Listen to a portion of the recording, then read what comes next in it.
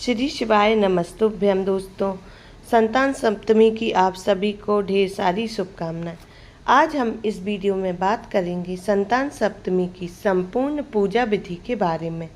इसके अलावा हम आपके कुछ सवालों के जवाब भी देंगे, जैसे चूड़ी या धागा कितने दिन बाद आप उतार सकते हैं, या चूड़ी या धागे को उतारने के बाद क्या करना चाहिए, उसकी सही विधि क्या है। अगला सवाल है कि जिनकी बेटी हैं तो क्या वह यह व्रत कर सकते हैं या नहीं।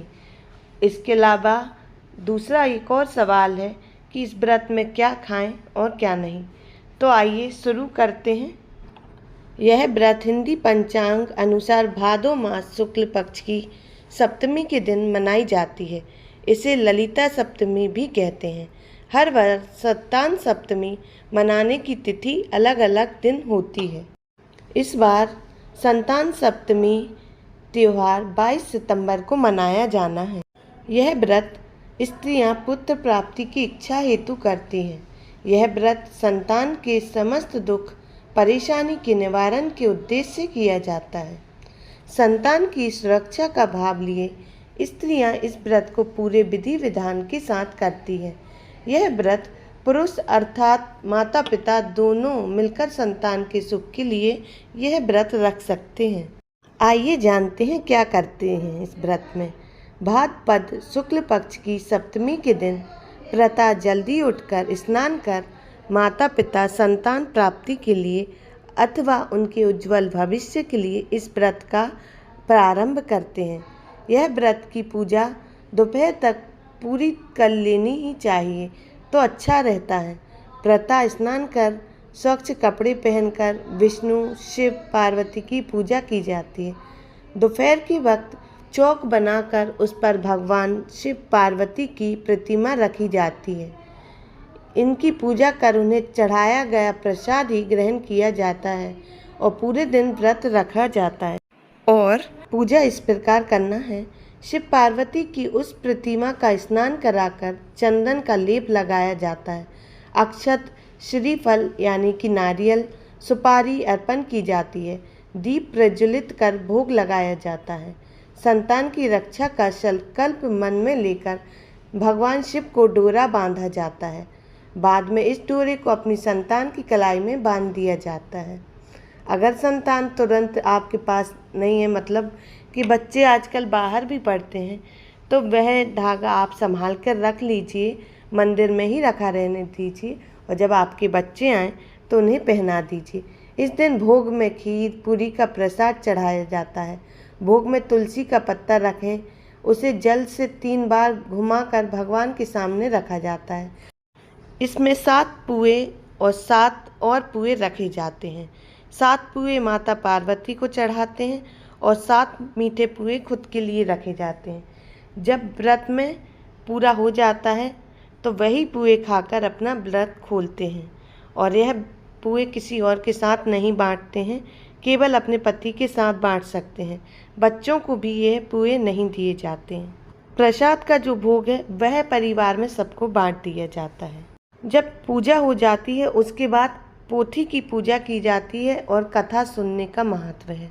जो भी यह कथा कहता है, जो सुनता है, उसकी हर मनोकामना भोलेनाथ माता पार्वती पूर्ण करते हैं। चलिए, तो आपके सवालों के भी जवाब इसी वीडियो में हैं। चूड़ी या धागे को हमें वैसे तो साल भर ही पहन के रखना है। यदि कोई नहीं पहनना चाहता तो जिस दिन महालक्ष्मी होती है, महालक्ष्मी का व्रत होता है, उस दिन यह धागा या चूड़ी को उतार के आप रख सकते हैं और इसे हमें गंगा जल में धोकर अच्छे से लाल कपड़े में बांधकर अपनी तिजोरी या अलमारी में रख लेना चाहिए। आपका दूसरा प्रश्न है कि जिनकी लड़की हैं क्या वो भी यह व्रत कर सकती हैं। तो जी हाँ, जैसे ये संतान सप्तमी है तो यह व्रत संतान के लिए होता है, तो केवल पुत्र के लिए ही नहीं, तो जिनकी बेटी हैं वह भी यह व्रत कर सकती हैं। इसके अलावा तीसरा प्रश्न है कि क्या खाया जाए और क्या नहीं। तो इस व्रत में एक टाइम फलाहार कर सकते हैं और एक टाइम मीठा भोजन ही किया जाता है। जैसे कि वो 7 पुए बनते हैं वो दूध से या आप गुड़ से खा सकते हैं। एक और प्रश्न है कि चूड़ी नई लेनी है या पुरानी। तो जैसी आपके पास हो, अगर आप नई लेना चाहें तो आप नई भी ले सकती हैं, और आप नहीं ले सकती हैं नई तो आप पुरानी ही चूड़ी की अच्छे से पूजा कर सकती हैं। और आप चाहें तो पुरानी चूड़ी में ही थोड़े सा चांदी मिलाकर आप पूजा कर सकती हैं।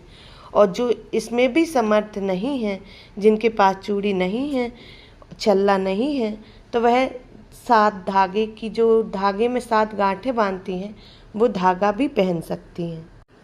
चूड़ी को कैसे पहनना है, तो पूजा के समय एक कटोरी में दूध लेते हैं, उसमें दूबा रखते हैं, और उसी में हमें अपनी जो भी अपने पास जितनी भी चांदी की अपने पास छल्ला है, कड़ा है, वो सब चूड़ी जो कुछ भी है, धागा है, उसको दूध में डाल देना है।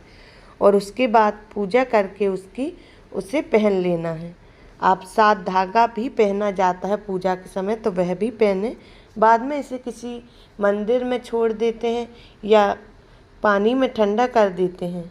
यह व्रत अपनी संतान के लिए होता है, तो यह व्रत बहुत ही विधि विधान से करना चाहिए, कोई गलती ना करें और एक एक बात को ध्यान से करके। वैसे तो सभी महिलाएं यह व्रत बहुत अच्छे से करती हैं, तो एक बात का और ध्यान रहे कि चूड़ी को कभी भी ना उतार दें, कि कभी भी उतार दिया है आप उसे एक निश्चित दिन, जैसे वैभव लक्ष्मी के दिन ही उतारें, या साल भर बाद जब बदलते हैं, एक के बाद जब दूसरी पहनते हैं तब बदलें। और उसे संभाल कर अच्छे से गंगा जल में धोकर और लाल कपड़े में बांधकर अपनी अलमारी या तिजोरी में रख सकते हैं। भोलेनाथ माता पार्वती की कृपा आप सभी पे और आपकी संतानों पर बनी रहे।